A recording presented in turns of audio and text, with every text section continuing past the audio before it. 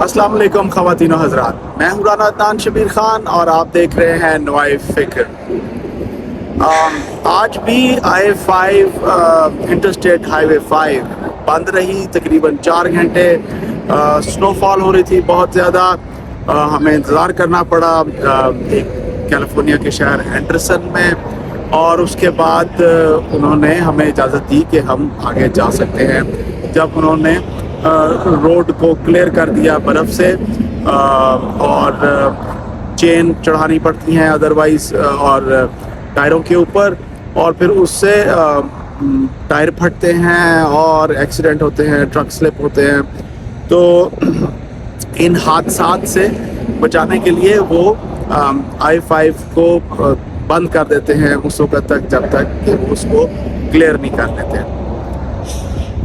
ہماری عدلیہ، ہماری پارلیمان اس وقت I-5 کی طرح بند گلی میں آئی ہوئی ہے، سٹک ہوئی ہے، اور مختلف آئینی، قانونی اور سیاسی بحران پیدا کیے جا رہے ہیں اس ملک کو مزید ڈیسٹیبلائز کرنے کے لیے۔ میرے نزدیک، میں غلط بھی ہو سکتا ہوں۔ آج جسٹس قاضی فائز عیسیٰ، جو کہ جسٹس بندیال کے بعد سینئر موسٹ ہیں، 2014 سے وہ سپریم کورٹ کے جج ہیں، اس سے پہلے وہ چیف جسٹس آف بلوچستان بھی رہے۔ یہ وہی صاحب ہیں جن کی بیگم صاحبہ پہ اس وقت کے وزیر اعظم نے ایک کیس کیا تھا ان کے اثاثوں کو لے کر، اور یہ فیض آباد دھرنے کے کیس میں بھی ان کو کافی شہرت ملی۔ انہوں نے ایک کیس میں چیف جسٹس صاحب پر ایک فیصلہ صادر فرما دیا، یا کہہ لیں کہ پنجابی زبان میں فیصلہ ایک جج صاحب نے چیف جسٹس پر ٹھوک دیا۔ اس کی تفصیل لیتے ہیں اسلام آباد میں احمد مختار سے۔ جی احمد، ذرا بتائیے گا کہ اس کی کیا تفصیل ہے؟ جی احمد۔ جی السلام علیکم رانا صاحب۔ پاکستان میں اس وقت رات کے 9-10 تقریباً بج رہے ہیں، اور ابھی تھوڑی دیر پہلے سپریم کورٹ کے ایک 3 رکنی بینچ کا فیصلہ آیا ہے۔ سوال وہاں یہ تھا کہ حافظ قرآن کو 20 نمبر ملنے چاہیے کہ نہیں ایڈمیشنز اور باقی معاملات میں، جس سے ان کو تھوڑا سا فائدہ ہو جاتا ہے ریکروٹمنٹ میں بھی، جابس کے لیے بھی۔ اس پہ ایک سو موٹو لے کے بینچ بنا دیا گیا تھا، تو اور وہ کہیں 6 مہینے پرانا کیس تھا، اس کا فیصلہ آج دیا۔ اور اس فیصلے میں جسٹس قاضی فائز عیسیٰ، جس کو سربراہی کر رہے تھے بینچ کی، انہوں نے فیصلہ یہ دے دیا کہ سپریم کورٹ کو جتنے بھی آئینی معاملات اور جتنے سو موٹو کے کیس ہیں، جتنے بینچ بنے ہیں، وہ چیف جسٹس کے پاس اس کا کوئی اختیار نہیں ہے، اس کا کوئی رول نہیں بنا ہوا۔ 184(3) کے تحت جتنے بھی ایسے کیسز ہیں ان سب کو روک دیا جائے۔ اب یہ فیصلہ جو ہے ایسی سچویشن میں آیا ہے جب ایک کانسٹیٹیوشنل پٹیشن پینڈنگ ہے الیکشن کے معاملات میں، اور اس سے نہ صرف یہ ہوا ہے کہ پہلے تو کل ہم یہ بات کر رہے تھے کہ حکومت اور سپریم کورٹ آمنے سامنے ہے، اب سپریم کورٹ کے اندر سے کچھ ججز کا ایک کہہ لیں کہ گروپ ہے، وہ چیف جسٹس کے سامنے آ کے کھڑا ہو گیا۔ افتخار چودھری کسی دور میں بہت پاورفل چیف جسٹس تھے، انہوں نے تقریباً حکومتی سارے معاملات روک دیے۔ اسی طرح ایک اور چیف جسٹس تھے جنہوں نے سفورا پلازا تھا کراچی میں، سفورا ریزیڈینشیل پلازا تھا، کوئی کافی بڑا پلازا تھا، پاکستان کے کہہ لیں کہ ریزیڈینشیل پلازوں میں سے بڑا تھا، اس سارے کو گرانے کا حکم دیا تھا، کہا تھا اتنے دنوں میں گراؤ، اور گرایا گیا۔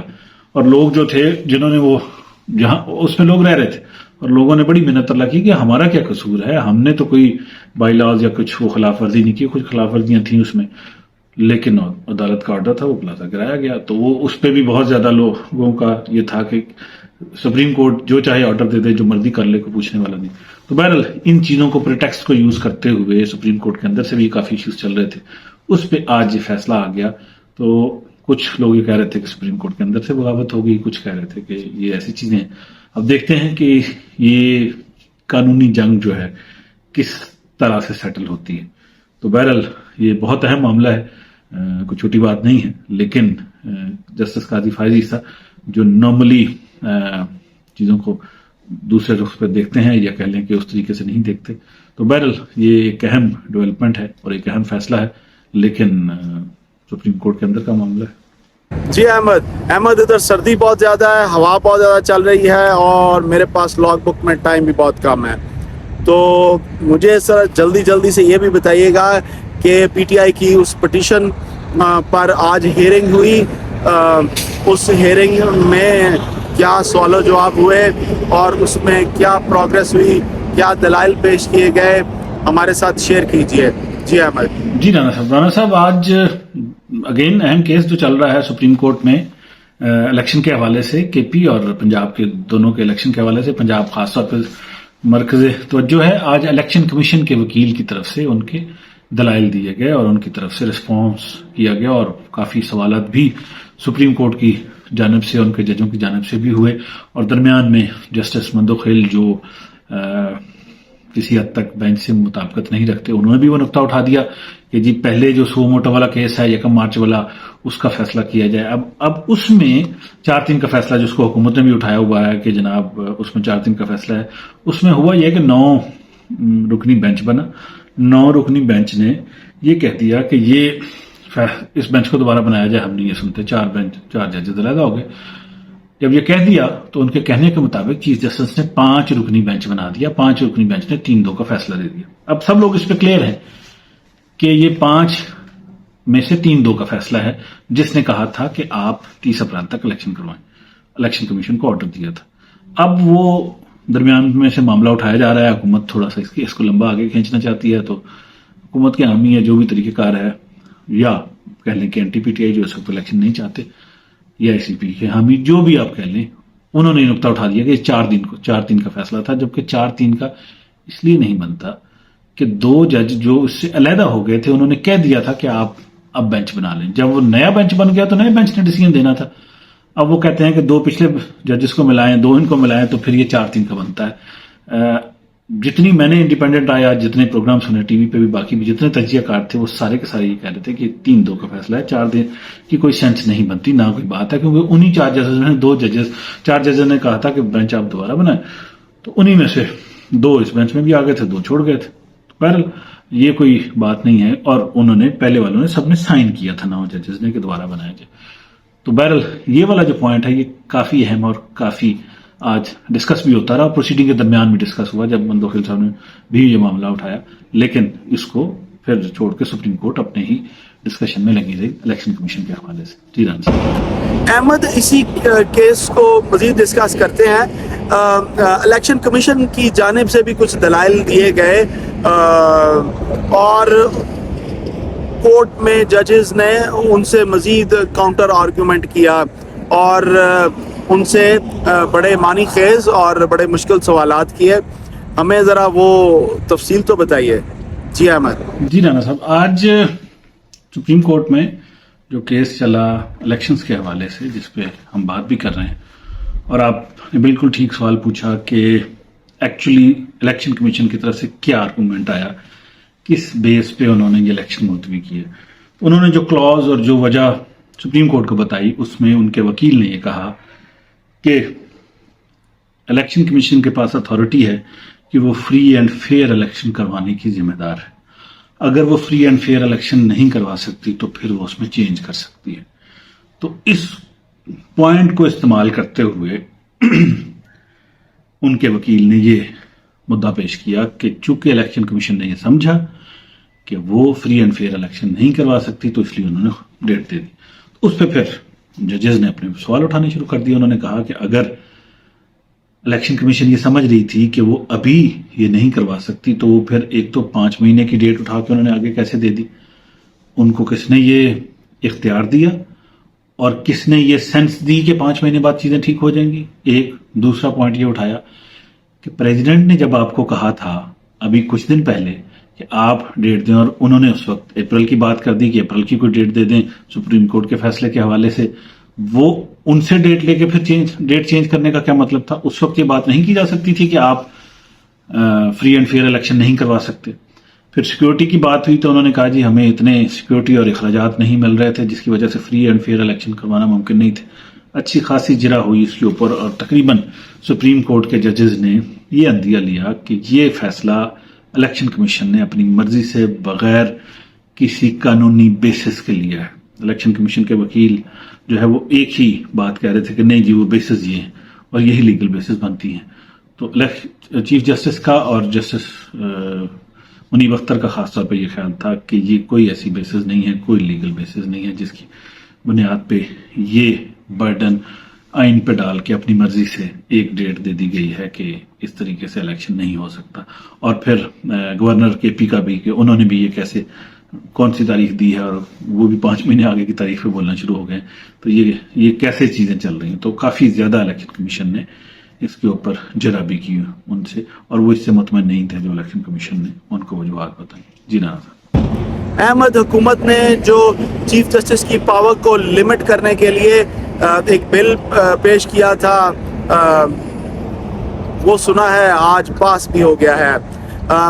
मेरा ख्याल है कि हुकूमत कोई कॉन्स्टिट्यूशनल चेंजेस तो नहीं ला सकती क्योंकि इनके पास 2/3 मेजॉरिटी नहीं है। तो ये कुछ रूल्स होंगे जो ये सादर करेंगे, और मेरा ख्याल है कि रूल्स तो चीफ जस्टिस की अपने जजेस की वो जो कम्युनिटी है वो बैठ के बनाती है, अपने लिए खुद रूल सेट करती है। ये लोग आइन में तो तब्दीली नहीं ला सकते। तो ये जो रूल्स इन्होंने पास करवाए हैं ये किस हद तक वैलिड हैं, इनकी वैलिडिटी के बारे में हमें थोड़ा सा बताइए। जी अहमद। जी राना साहब, नेशनल असेंबली ने बिल पास कर दिया और उस बिल में उन्होंने ये कह दिया कि रूल्स में जो है कि सुप्रीम कोर्ट के जो रूल्स हैं जिसमें सुओ मोटो ले सकता है चीफ जस्टिस, उसकी पावर्स को कम कर दिया गया। अब आइन में तरमीम के लिए राना साहब 2/3 मेजॉरिटी चाहिए, जो इस वक्त कौमी असेंबली के पास नहीं है क्योंकि PTI उठ के चली गई हुई। 2/3 मेजॉरिटी नहीं है, उसके बावजूद भी बिल पास कर दिया गया। और कुछ लोगों का ये कहना है कि ये उन रूल्स में तरमीम है जो सुप्रीम कोर्ट के रूल्स हैं, और उन सुप्रीम कोर्ट के रूल्स में तरमीम सुप्रीम कोर्ट ही कर सकती है, पार्लियामेंट कैसे कर सकती है? क्योंकि सुप्रीम कोर्ट का जब सारे जजेस बैठते हैं चीफ जस्टिस के अंडर तो फिर वो अपने रूल्स तय करते हैं। जैसे कि शाम वाले फैसले पे भी हमने बात की कि जस्टिस काजी फैज ईसा ने कहा कि जब तक रूल्स नहीं तय हो जाते सारे केसेस रोक दिए जाएं। तो उसमें भी पूरी की पूरी अदालत तमाम जजेस बैठते हैं, फिर वो कंसेंसस के साथ फैसला करते हैं और फिर उसका नफाज होता है। तो अब अगर पार्लियामेंट की तरफ से ये फैसला आ गया कि चीफ जस्टिस के इख्तियार रोक दिए जाएं तो बिल्कुल आमने सामने हुकूमत, और हुकूमत होगी PDM वाली हुकूमत, उसमें PTI शामिल नहीं है। और अगर थोड़ी सीटें कम कर दी जाएं तो PTI की मेजॉरिटी बनती थी। तो बहरहाल अब इनकी भी अच्छी खासी सीटें हैं, लेकिन जितनी भी पार्लियामेंट इस वक्त है वो और सुप्रीम कोर्ट को बिल्कुल सामने सामने ला के खड़ा कर दिया गया। और कुछ जजेस जो हैं सुप्रीम कोर्ट के अंदर से भी उठाए जिन्होंने ये फैसला भी दिया। तो ये कुछ लोगों का तो ख्याल है कि ये चीजें पहले से पक रही थी सुप्रीम कोर्ट के अंदर, ये रूल्स तय नहीं थे, और कुछ लोगों का ख्याल है कि ये पॉलिटिकली मोटिवेटेड सारी चीजें, मुख्तलिफ एनालिसिस, जितने मुंह उतनी बातें, लेकिन ये चीजें काफी कह लें कि एक दूसरे के सामने आ गई। और किस तरीके से चीजें आगे चलेंगी, जो है इंस्टीट्यूशंस की आपस में लड़ाई और गैर यकीनी सूरत हाल जो है उससे लोग आटे की वजह से आगे परेशान हैं, लाइनों में लगे हुए हैं, वहां पर डेथ्स हो रही हैं, इधर से आईनी जंग एक अलग जगह पर खड़ी हो चुकी है। तो मुल्क में कह लें कि अच्छा, अदालत में भी ये बार बार पूछा गया कि PTI नून लीग इस चीज को मानते हैं कि वो पीसफुल इलेक्शन की तरफ जाएंगे, तो उसका भी कोई प्रॉपर जवाब नहीं आया। तो कहने का मकसद ये है कि चीजें काफी हद तक इस वक्त टेंशन वाली है। जी राना साहब। अहमद, हुकूमत कामयाब हो गई है इमरान खान साहब को लिमिट करने में, इमरान खान साहब को रोकने में, इमरान खान साहब को ढकने में। वो अपनी पॉलिटिकल कैंपेन या पॉलिटिकल एक्टिविटीज सिर्फ सोशल मीडिया से कर रहे हैं, वो जमान पार्क से बाहर नहीं आ रहे। उनको सिक्योरिटी थ्रेट हैं भी, और कुछ खौफ कुछ ज़्यादा ही उन पर मुसल्लत कर दिया गया है। जबकि मरियम नवाज वो जलसे पे जलसा कर रही हैं और उन्होंने अपनी पॉलिटिकल एक्टिविटी बहुत स्पीड अप की हुई है। आज मुझे कुछ नून लीग के लोगों की कॉल्स आई और उन्होंने कहा कि हाँ जी देखिए साडा जलसा, फिर तो सुना उन्होंने काफ़ी बड़ा जलसा किया, शो ऑफ पावर की। और कुछ लोग कहते हैं कि जनाब जलसा PTI के जलसे से बड़ा था। खैर, मैं इन जलसों के बड़ा होने पर इतना बिलीव नहीं करता। لیکن مریم نواز اپنا بیانیہ لے کر لوگوں کے پاس جا رہی ہیں، مختلف شہروں میں جا رہی ہیں. آپ اس بارے میں کیا کہتے ہیں؟ جی احمد. جی ڈاکٹر صاحب، آج دن میں ایک جلسہ ہوا مریم نواز شریف صاحبہ نے، نواز شریف نون لیگ کی طرف سے، اور وہ جلسہ ہوا قصور والی سائڈ پہ، کھڈیاں والا ایک جگہ ہے وہاں پہ. اور مریم نواز صاحبہ نے یہ وہاں پہ بات کرتے ہوئے کہا کہ کھڈیاں والے ہو تسی دوسری پارٹی نو کھڈے لینڈ لا دیتے. تو بہرحال کافی بڑا جلسہ تھا، اور جس جلسے کو دیکھ کے نون لیگ والے بہت زیادہ پر امید تھے آج کہ جناب نون لیگ میں جان آ گئی ہے اور الیکشن لڑنے کے لیے تیاری، اور جوش ولولہ اور کافی چیزیں وہ کہہ لیں کہ پی ٹی آئی نون لیگ میں اسٹرینتھ نظر آئی. آج کا جلسہ بھی بڑا تھا، اس میں کوئی شک نہیں، جلسہ بھرا ہوا تھا، بہت بڑا تھا. اور آج تو لوگوں نے یہ کہنا شروع کر دیا کہ پی ٹی آئی کا جو مینار پاکستان والا جلسہ تھا وہ چھوٹا تھا، اور یہ والا نون لیگ کا جو قصور والا جلسہ ہے اس سے کہیں بڑا تھا، اس میں کوئی شک نہیں ہے. جس طریقے سے بھی بڑا ہوا اس کا ہمیں وہ نہیں ہے، لیکن جلسہ بڑا نظر ہے. اور مریم نواز صاحب نے بڑے دھڑلے سے وہاں تقریر کی. تو میرا خیال ہے کہ شو آف پاور جو ہے وہ کافی امپیکٹ بھی ڈالتا ہے لوگوں کے ذہنوں پہ بھی. لوگ پیٹرول کی وجہ سے تنگ ہیں، لوگ مہنگائی کی وجہ سے تنگ ہیں، لوگ الیکشن میں آف کورس جانا چاہتے ہوں گے، ووٹ ڈالنا چاہتے ہوں گے. لیکن بہرحال اس ساری سچویشن میں نون لیگ کو اسٹرینتھ ملتی ہوئی نظر آ رہی ہے، اور پی ٹی آئی جو ہے وہ اپنی اسٹرینتھ پہ کھڑی ہے. اور ان کو یقین ہے کہ وہ اگر الیکشن ہو جاتا ہے تو 2/3 نہ بھی ہو تو واضح میجورٹی لے کے کم از کم پنجاب اور کے پی میں جو ہے اپنی حکومتیں سیٹ کر لیں گی. اسی وجہ سے پی ٹی آئی الیکشن میں بھی گئی ہے، اس میں کوئی شک نہیں ہے. پہلے تو یقین نہیں تھا، لیکن جیسے جیسے سچویشن ایوالو ہوئی ہے سال کے اندر خان صاحب کی پاپولیرٹی اور جو سروے آ رہے ہیں اس میں بھی کہیں پہ 38-34 کا فرق ہے، 4-8 پوائنٹ کا فرق ہے، کہیں پہ خان صاحب 61% پہ کھڑے ہیں. تو کافی زیادہ کہہ لیں کہ پی ٹی آئی کے لیے روشنی کی کرن ہے. لیکن نون لیگ بھی آہستہ آہستہ تیاری کر کے آگے آتی جا رہی ہے. جو اسکیمیں گورنمنٹ نے دی ہیں آٹے والی دوسری بھی، وہ بھی کافی ہیلپ فل ان کے لیے ہو سکتی ہیں. تو کیا رزلٹ آئیں گے اور کیسے سچویشن آگے چلے گی، چیزیں بہت زیادہ تقریباً ٹینشن کی اپنی ہائٹ پہ پہنچ چکی ہیں. ڈاکٹر صاحب جی سر. خواتین و حضرات، پاکستان کی عدلیہ میں تقسیم بڑی واضح نظر آ رہی ہے. یہ آئین کو لے کر تقسیم ہے یا یہ سیاسی سوچ کو لے کر تقسیم ہے؟ جو لوگ آئین کی بالادستی کی بات کرتے ہیں اور کہتے ہیں کہ واقعی آئین کو قدم ہونا چاہیے اور الیکشن کیونکہ آئین میں 90 دن میں ہونے چاہیے تو یہ 90 دن میں ہی ہونے چاہیے، لیکن جب الیکشن کروانے کی بات آتی ہے تو وہ مختلف تعویلیں دیتے ہیں کہ جناب وہ ٹھیک ہے 90 دن میں آئین تو ہے، لیکن اگر آپ نے فری اور فیئر الیکشن کروانے ہیں تو اس کو انشور کرنے کے لیے اگر ہمیں تھوڑا سا اس میں فلیکسیبل بھی ہونا پڑے تو ملک کے مفاد میں بہتر ہے. میرا کہنے کا مطلب یہ ہے کہ آئین کو لے کر، ایک سوچ کو لے کر، ایک اصول کو لے کر اگر آپ اس میں تقسیم ہے تو وہ پھر کسی اچھے کی طرف بات جاتی ہے کہ جناب میں سمجھتا ہوں کہ آئین میں یہ سکم ہے، اس کو دور کرنا ہے، آپ سمجھتے نہیں ہیں سکم نہیں ہے، اور یہ بحث جب چلے گی تو یہ پازیٹیو بحث ہوگی اور وہ ملک کے لیے بھی بہتر ہوگی. لیکن اگر ہم سیاست کو اس کے اندر شامل کریں گے تو وہ نہ ملک کے لیے بہتر ہوگی، نہ قوم کے لیے بہتر ہوگی، نہ آئین کے لیے بہتر ہوگی، وہ صرف اس پولیٹیکل پارٹی کے لیے بہتر ہوگی. آج کل جو حالات ہیں ان کو دیکھ کر لگتا ہے کہ یہ ملک ایک مذاق بنتا جا رہا ہے. عدلیہ جو انصاف فراہم کرنے کا واحد ادارہ ہے، پچھلے 75 سالوں میں اس کی تاریخ کچھ اچھی نہیں ہے. اگر آپ کسی ایک شخص کو لا کر ٹی وی پر بٹھا دیں، کیمرے کے سامنے بٹھا دیں اور اس سے سوال کریں کہ تم پاکستان کی ایک عام آدمی ہو، کیا تمہیں پاکستان کی عدلیہ سے انصاف کی فراہمی کا یقین ہے؟